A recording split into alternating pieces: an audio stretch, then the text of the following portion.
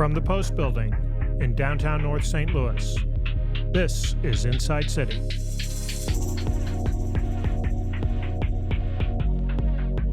Arrey Obenson is the president and CEO of the International Institute, a 100-year-old organization that provides wraparound services for immigrants and refugees in the St. Louis area. Arrey is originally from Cameroon, coming to St. Louis 20 years ago to attend Washington University School of Law. We spoke about the unique model that the Institute has developed, which is being nationally recognized for its creativity and success. Arrey, good morning. Thanks for joining us. I was just asking you, so you're from Cameroon originally. Where do you travel when you travel? You know, as far as you've got a lot of opportunities, places you've been. Where do you like to go for your what we would call our summer travel? There are three places that I really have found incredibly peaceful. The one is Canada, the Calgary region in Canada. Then there is Cape Town, South Africa, and there is Auckland, New Zealand. Those three places have just captured my imagination. Three very different places. Yes. Yeah. So how does somebody who's from Cameroon, I guess I know the answer to that. You came here for law school, right? Yes. And but you have... I worked for an international organization called Junior Chamber International, which is headquartered in Chesterfield, Missouri. And for 17 years, I served as its director for Africa and its global director for growth and secretary general. So the organization, founded in St. Louis, is in 124 different countries. So it gave me the opportunity to travel around the world. That's great. And I expect not many people have even aware of that here in St. Louis that exists. I think many people are probably aware of the International Institute, which is in a former Catholic school in Arsenal. Yeah. And you took over that position about 3 years ago. About 3.5 years ago. Yeah, yes. From a woman who'd run it since 1978, which is so to have that legacy there and everything that's going on, and so you must feel both an obligation, but also the opportunity to take it in new directions. Oh, absolutely. It's filling big shoes, as I've been right. told. That's a very American saying. Yeah, Anna Crosland, right? Yes, Anna Crosland did an incredible job laying the foundation on which we stand today. But it's an organization that I believe has an incredible opportunity to play a significant role in the future of what St. Louis is. It has played in the past, and I think that will continue to play at a time that is very different and yet so similar. So we are really looking to position the organization for it to continue to play its rightful role in defining the future of what St. Louis can be. St. Louis has this really rich tradition of immigration going back well over 100 years. First Irish and Germans, pre-Civil War, Polish, Italian, Sicilians. It's really rich history. And then a lot of that went away as, I think under Busch Stadium was our Chinatown. And underneath the convention center, there was the Sicilian population. And so we've got this really rich immigrant history, but to your point, it's changing and it isn't the same. You've talked before about what's gone before and what's looking forward. Oh yeah, absolutely. I as I've spent some time, I've looked at the history of St. Louis itself. When the International Institute started out in 1919, about 50% of the population of St. Louis was foreign born. That's amazing. St. Louis was the fourth largest city in America. Right. St. Louis was a trendsetter in the United States and across the world. And I think that it is that melting pot that created the vibrancy of this community. And over time, we've lost that vibrancy, just as the nature of how the country itself has evolved. But if we look now at St. Louis and look at the foreign-born population, it's down to about 4.8%. Across the country, the average of foreign-born population in most of the vibrant cities is about 14%. I see. I was recently in Dallas, Texas, which is growing, and the foreign-born population there is about 23%. And this is the same in Austin. If you look at Charlotte, if you look at Orlando, it's communities that have really embraced different cultures that are coming in, that are across the world, that are thriving now. And as I talk, you asked me places that I like visiting. Yeah. These three places I mentioned to you, more than just the scenic nature of these communities, they are also very multicultural communities, as well. So for St. Louis, I believe that, um, if the future of St. Louis is one that is going to be very multicultural for us to be as strong and prosperous as we should be. Is really welcoming people from around the world. And I tell people that now we're experiencing a phenomenon in St. Louis because we have received, in the last 7 months, we've seen people come to St. Louis from 43 different countries that we're providing services to, speaking about 55 different languages. That's amazing. Yeah, and it's from all over the world. You know, um, we used to see refugees from a particular part of the world, and many other cities welcome refugees from just a specific part of the world.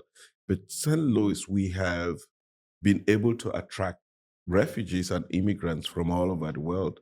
We are seeing, interestingly enough, we're seeing Vietnamese coming so many years after the crisis there. We are seeing the Burmese and people from is it Burma or Myanmar, depending on who calls it, but they are arriving St. Louis. We're seeing Venezuelans coming to St. Louis now, Cubans, Haitians.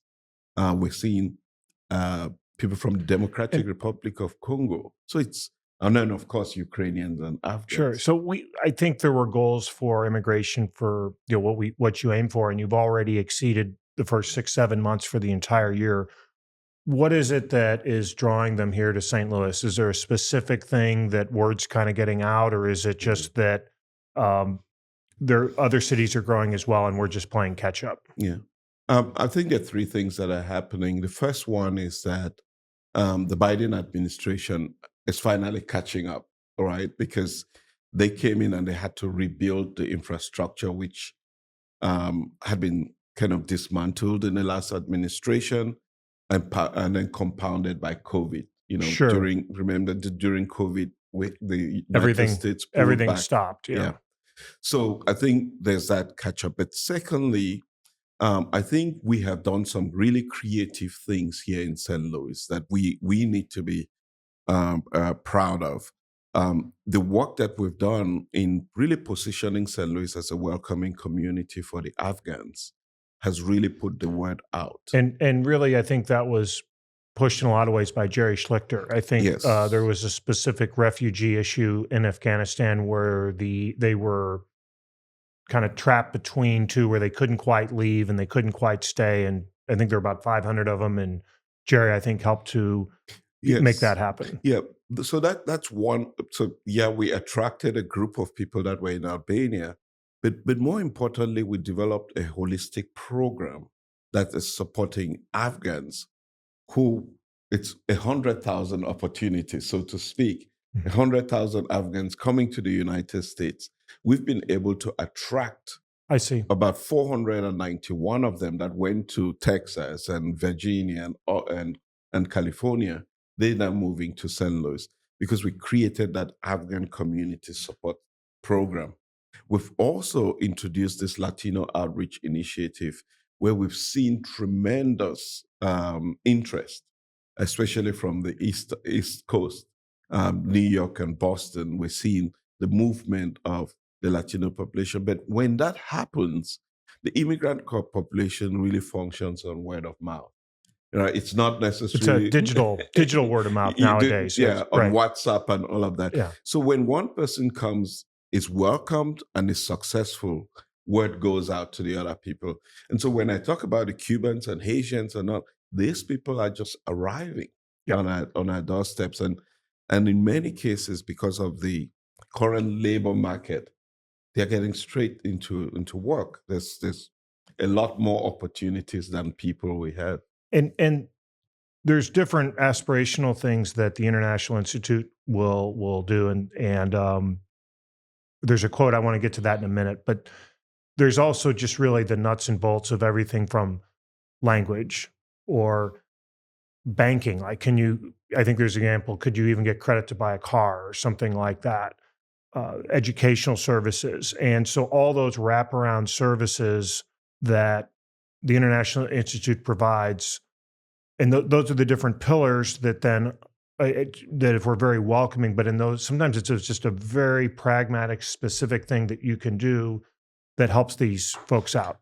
Oh yeah, absolutely. In many other cities, you go to one resettlement agency and they'll provide you one service. They'll welcome you and put you in a house, and then you go to other organizations for support.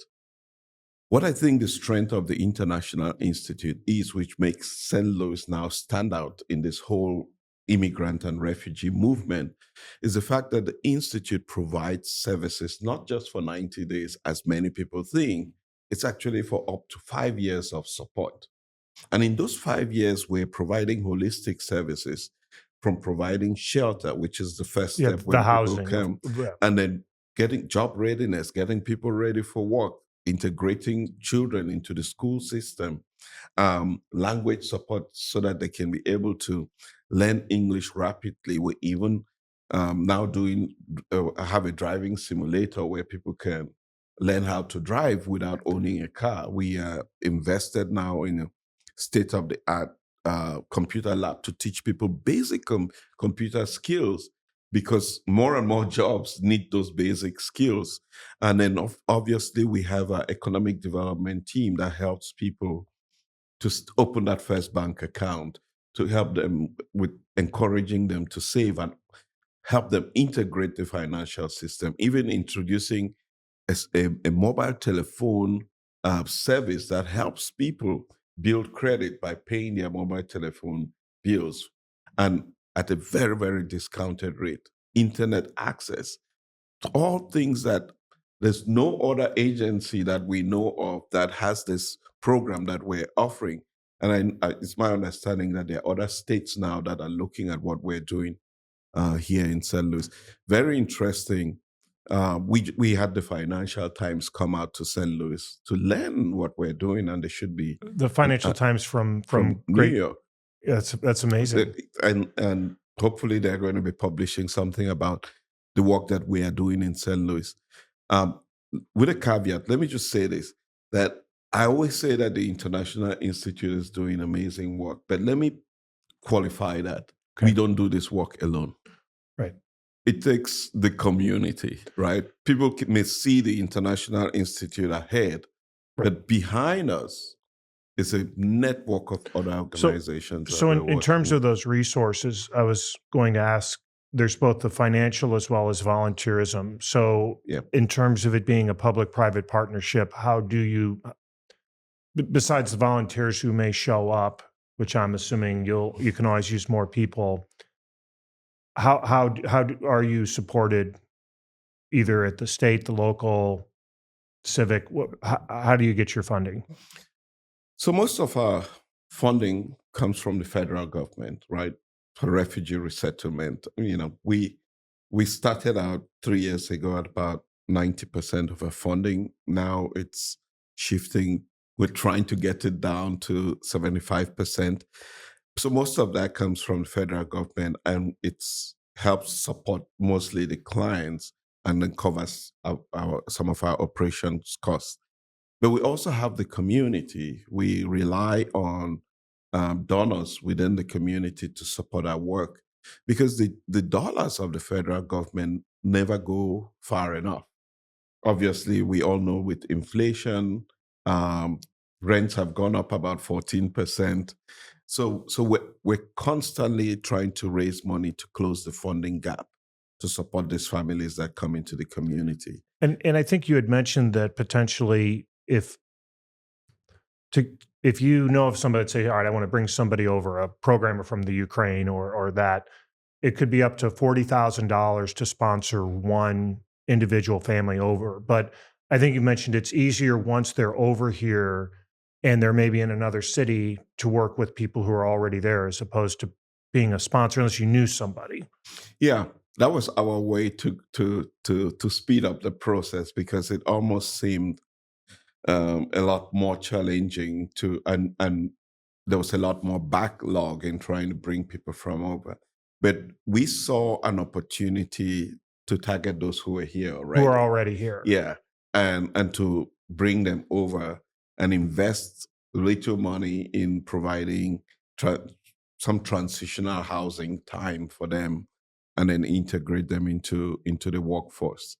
So some of those, as we talk about this, we're even seeing, John, interest in other cities, like Boston, for example, investing in bringing people to St. Louis. Now, why would Boston do that? Because Boston was one of the states in which people were sent over were bused from Texas and Florida. I see. Okay. Boston, New York, Chicago. Right. That was all in the news, right? And obviously those cities, every city needs people, but not the chaos of the arrivals. I see. And there are all of these people sitting in hotel rooms that have work permits. I see. But there's not just enough time and process to absorb them all. To help them with English language, because you can have a work permit, but if you don't have English, or if you don't have somebody that is matching your skill set with an employer, and it would take time for them to get through all of that. So now Boston would rather invest in paying their flight and transport, as well as 2 months of accommodation to St. Louis. No kidding. Wow. As opposed to paying for them staying in hotels for many months. Makes a lot of sense. Right. And so we are capitalizing on that and helping to grow the population here and address some of the short-term needs that our employers have in this community. So you've said things like, and I'm going to read this, America's at a crossroads, and the work that we do in St. Louis can be transformational for America. And so you've got the nuts and bolts, learning languages. We didn't really talk about faith, but that's part of the community for many of these things, and having those types of things. But then there's also this larger aspirational aspect of how you see immigration and what it can do for the country. Oh yeah, absolutely. We sometimes are overtaken or overwhelmed by the challenges that we face, that we fail to see what the opportunities are. Now, it's challenging with all of the conversation that's going on about immigration, but the reality is that if you look locally, it's phenomena, and St. Louis can be a trendsetter with the work that we're doing. If we can really uphold the ideals of what this country is, that out of many we are one, then we can showcase St. Louis to the rest of the world. I believe it's happening. That people are looking to what we're doing in St. Louis and trying to ask questions. Why is it happening in the middle of America? But it's happening because, one, we see the need. Two, because community stakeholders are participating in the process and want to see it happen. And if we can change the trajectory of a declining population and begin to see growth, we can tell a story that is different for other cities. But that's America's story. It's right. What has always made this country strong. And sometimes we lose faith in it. Yeah, well, I guess that's, unfortunately, there's a history of that in America, the nativism, that the people who come here after a generation sort of close the door behind them for the people who follow. That, unfortunately, that seems to happen pretty regularly, and forget that we're a nation of immigrants, if nothing else. But you really see that immigration is vital to the economy and to the success, if for nothing else, population growth. Because I think if we look at other demographics in other countries that don't have the immigration influx, they're actually at a negative population growth. Oh yeah, absolutely. Across the world, there are many challenging circumstances that we're seeing. I know Japan is going through that, but I really believe that this is an opportunity. This is a moment of great opportunity for St. Louis, and to a larger extent for the United States of America, because as we even Jerome Powell said it, that our economy has really been buoyant because of certain aspects of immigration, right? And when people hear immigration, I know that there is a tendency to think about the southern border, but immigration is much more than the southern border. It's a lot of bright people coming to our universities here, and we've seen a Well, you're significant an example increase. of that, being from Yeah, Cameroon and being here, and and absolutely. then Yeah, yeah. it's that contribution that makes us richer and stronger. It is people who are coming here to work in our Fortune 500 companies. They too are bringing tremendous value to our community and those organizations that they work in. There's so much value. It's different skill sets that come together, and at the end of the day, we're building this prosperous community or prosperous country. Yeah, it's remarkable that we've had people from 55 countries, because people may have heard a little bit about the Afghan population. I think there's always been the question of why St. Louis lags specifically on the Hispanic population. You talked before about some of the areas in Texas and Florida, which are Cuban and Hispanic and all that. But St. Louis, for whatever reason, has lagged behind. But you've been meeting with the Hispanic Chamber of Commerce and leaning into that and getting some success from that. Oh yeah, we are beginning to. I believe that we're beginning to see a change in that trend. The Hispanic population has been growing, but not at the pace that it doesn't meet up with the pace of national trends. And so we're really leaning in to try to get us to that level, because that if we can change that trajectory, we're going to begin to see an uptick in the population of St. Louis. Now, the Hispanic population, in terms of upward mobility across the United States, is the fastest growing community economically. It's also one of the youngest communities. So every indication is that if we can make St. Louis attractive to the Hispanic population, we are definitely going to see economic growth, population growth as well. It's fantastic.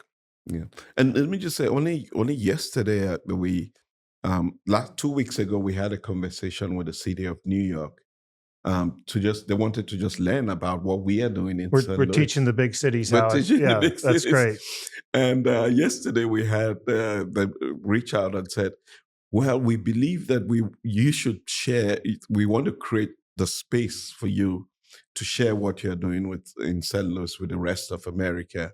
And they are considering us having a conversation with the Clinton Global Initiative sometime in September to really talk about what we're doing here and to see how we could find more resources across the country to support this work, because it can be an example for many Midwestern And states. it may also be St. Louis is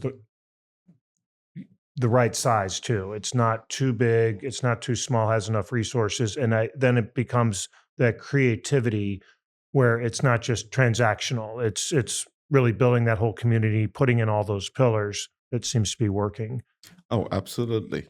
If if you drive around St. Louis, sometimes it could be heartbreaking, but that means there's a lot of opportunity here Sure. Yeah. to be Yeah. transformational. So and you've written a book, Bridging the Opportunity Gap. You spoke a little bit about not seeing the challenges so much as seeing the opportunities and providing that leadership. Are there one or two things that you can talk about this morning from that that you reach for, that you look at, that help you, and that you teach to other people? Oh yeah, absolutely. For me, I wrote that book because after traveling the world for 17 years, people were always asking me this question: "What did you learn during your travels?" And really, the book is a compilation of my experiences around the world. But I'll just use one example from the book, and then I'll relate that to St. Louis. Japan as a country has really had what they call a lost generation, negative growth, right? Yeah. And the reason is that half of the Japanese population doesn't is not in the labor market because most women in Japan stay at home and only the men work. Now, Japan has an aging population, so they have to bring in more people into the labor market. And immigration is very, very low there. But there has to be a cultural shift in the country to embrace women coming into the workplace. And what seemed like something that was impossible in Japan, we were able to walk to embrace what we call gender equality. And from every government office started focusing on how do we bring half of our population into the workforce as a way to address the gap. And I wrote about that in the book. So that was before you were at the International Institute. You Yes. Yeah. worked with specific things. That's really interesting because I think a lot of people know about the aging aspect, but not as aware of the gender equality issues. That's really interesting. Yep. And if we look at that in the context of St. Louis, right? For me, when I started out this work, I thought that I was going to be helping people in distress, like the people who just needed help. What I see as the opportunity is that I'm not helping people, refugees and immigrants. I'm helping a community, right? Because if these people are empowered and given the opportunity to thrive, they in turn build a community that is stronger and more prosperous. So for me, this is how I see the challenge here, but it's a big opportunity for St. Louis. And I'm leaning in on the opportunity, and it's beginning to make a difference. Before I started out at the International Institute, it's my understanding that for about 20 years, the state of Missouri had not invested or even supported anything that had to do with immigrants and refugees. In fact, the office of Missouri Office of Refugee Administration, which is supposed to be in the governor's office, is now being handled by the International Institute. In that context, we saw for the first time that the state of Missouri, the state, invested $5 million to support immigrant and refugee employment, language support, and transportation to work. Because we changed the narrative around about immigrants, it's not evident when you look at the primary videos, but we had conversations saying this is the outcome. St. Louis is 40%. This region is 40% of the state of Missouri's economic revenue. So investment into this region is an investment into the state, an investment into the labor market and creating opportunities for immigrants to thrive is an investment into a prosperous future. And it isn't just St. Louis, it's Kansas City as well, which has a very strong Hispanic population. And so that's where the policy at the state level, not just policy, but dollars too, Yep. can be a multiplier effect, again, in a very practical way. And so was that something that the International Institute got involved with to help happen? Or did you guys like get with Julie Murphy or one of those people that advanced it? Or Well, like everything else that I would say here today, it's always collaboration. Mhm. We actually went down and testified in Jefferson City. I got on several calls, but there are other players involved. Senator Roberts was actually leading this conversation. I know even Jerry Schlichter played an important part Very good. in all of this conversation. So there were multiple parties, including the work of the International Institute. And so that has led to this. There have been some statistics about the job growth, St. Louis being one of the fastest with 30,000 new jobs in the area. And a certain amount of that is due to this influx of immigrants.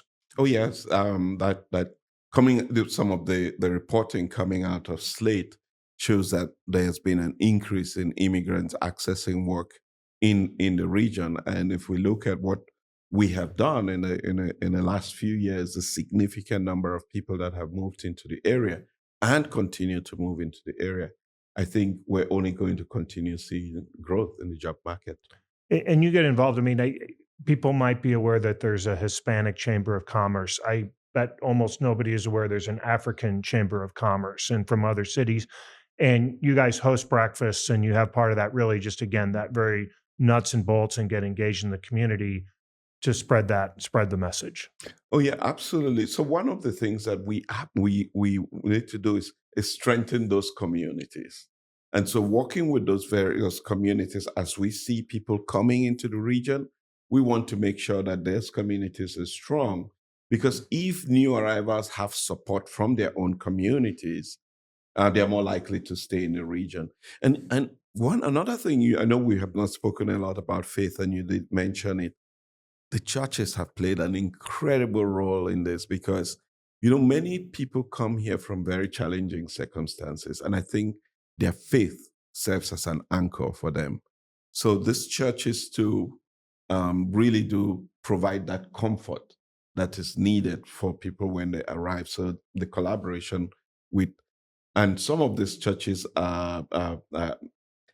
identify with various cultures. So we also work with those churches as well as we work with these ethnic organizations to strengthen them so that they can provide more support.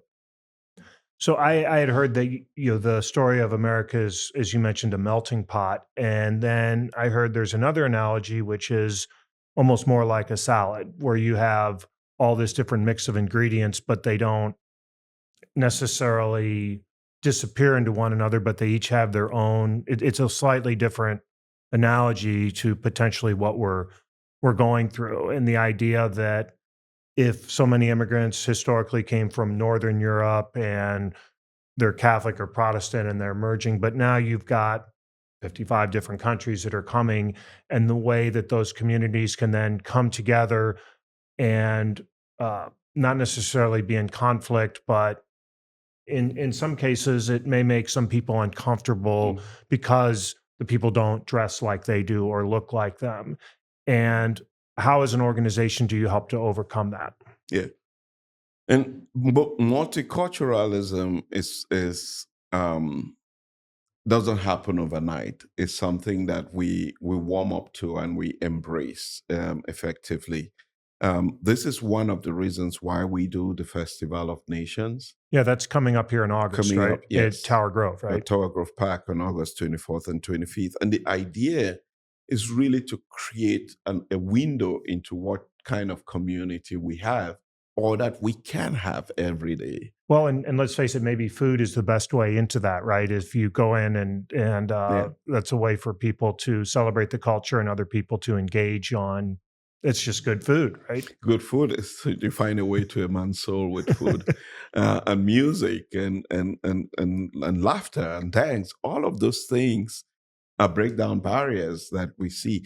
But we have to be deliberate. We have to be intentional about bringing people together. Yesterday, we were on a call, which we call the multi-ethnic chamber conference, where it's different chambers of commerce, this ethnic chambers of commerce sitting around the same table and saying, how can we put together an event and showcase who we are, what kind of businesses we have.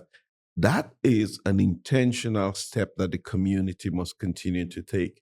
I even say that what people visualize around the community and the things that people see, the things people interact with, begins to drive the way they behave. And so, if we can create more opportunities for people to see different cultures, to walk in the shoes of people from different cultures, then gradually they begin to understand it. As human beings, we fear what we don't know. But the more we know what to expect, the more comfortable we are. Well, in terms of St. Louis being this city of immigrants and needing that population, that's I think the path forward. And so if somebody is interested in getting involved with the institute, what are different things that they can do?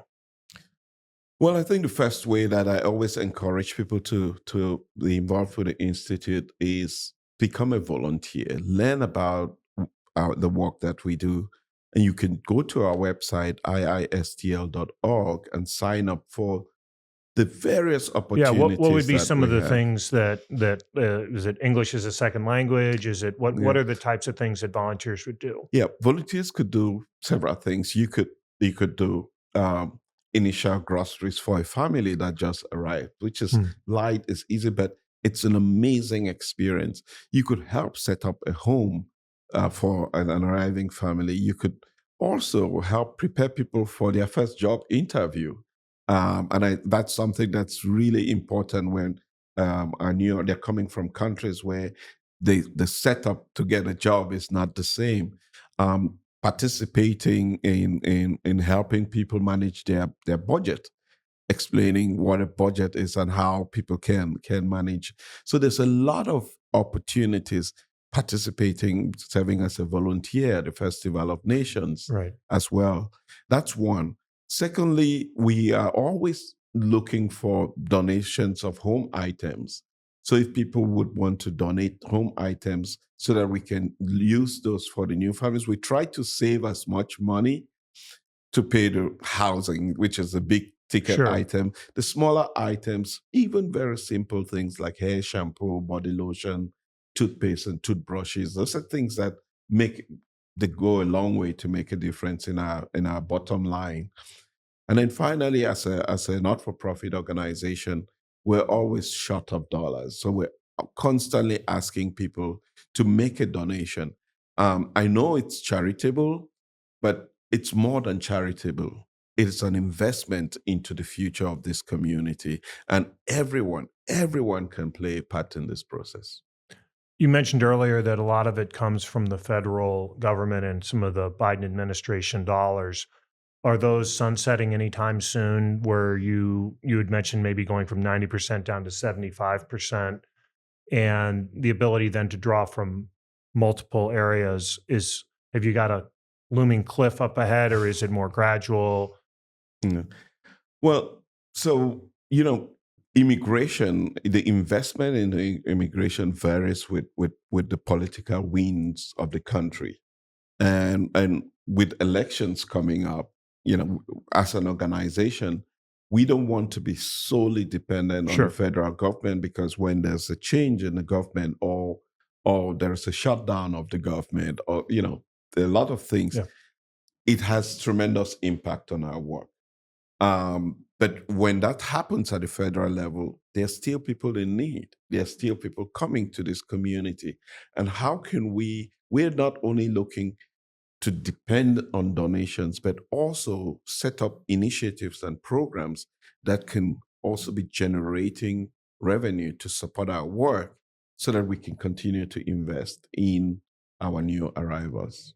So a few episodes ago, we had Betsy Cohen here from Mosaic Project and talk about how you guys work together on different immigration issues. How do you overlap and how are you guys different? Yeah. So collaboration in this work is key. We have a workforce department, and our workforce department really identifies people's skill sets and integrates them into the workforce. There's times where we identify people that are highly skilled, right? And we collaborate in those circumstances with the Mosaic Project, because they work to connect individuals with particularly highly skilled positions, because their mission really is attracting professionals to St. Louis.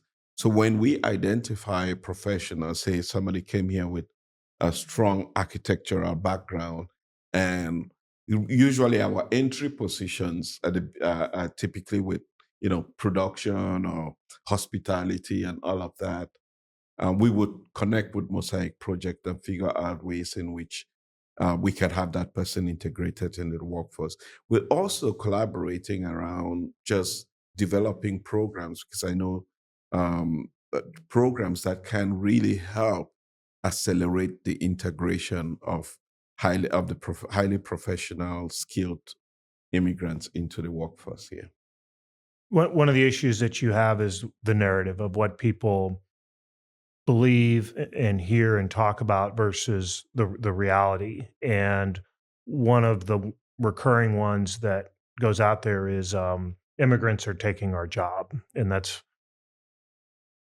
ever since there've been immigrants to this country, the people who are here.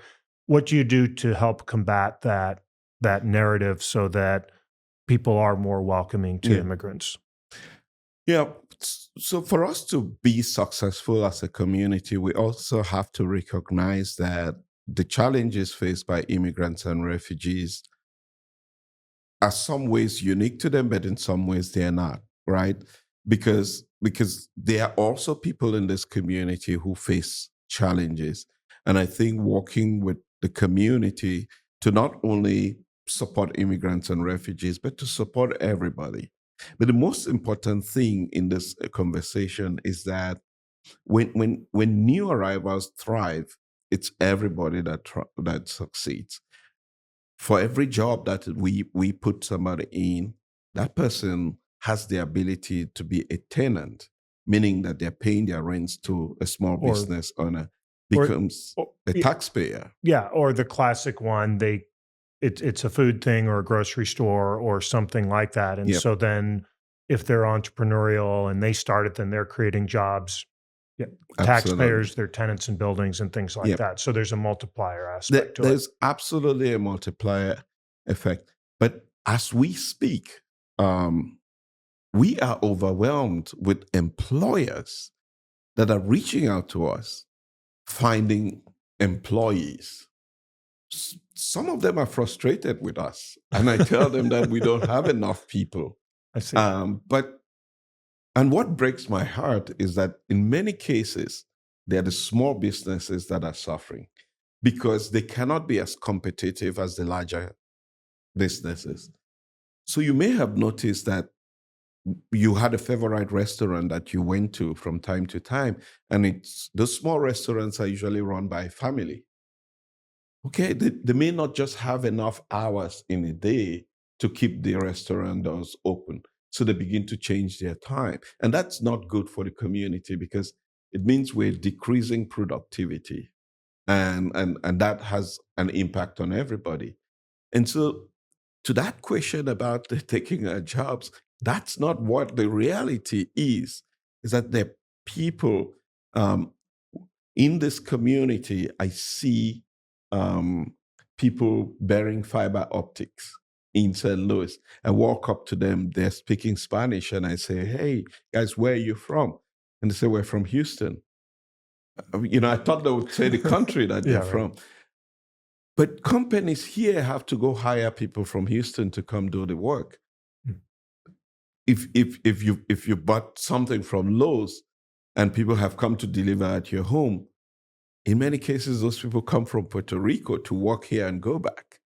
So there's a lot here. There's a lot of that we need people here to do here. So that narrative about they're taking our jobs just doesn't hold true in this community. That's fantastic. So we're kind of at the end of our time here, and you really paint a very optimistic picture about where we are now and where we're headed. I'm very, very optimistic. With every day that goes by, my conviction in the work that we do only solidifies because of what I see and the trends that I see. Housing is a big challenge every day for us. But every day we find opportunities in this community, not because we're doing something creative, but because the community every day realizes that with every one person that we bring in is an opportunity. The 94% of the people that we put in housing, 94%, are able to pay their rents in the fourth month of arrival. No kidding. That tells me that there is even more we can do as a community. So I'm very, very positive about the future. But here is my appeal to St. Louis. This cannot be the work of the International Institute. This has to be the work of the community.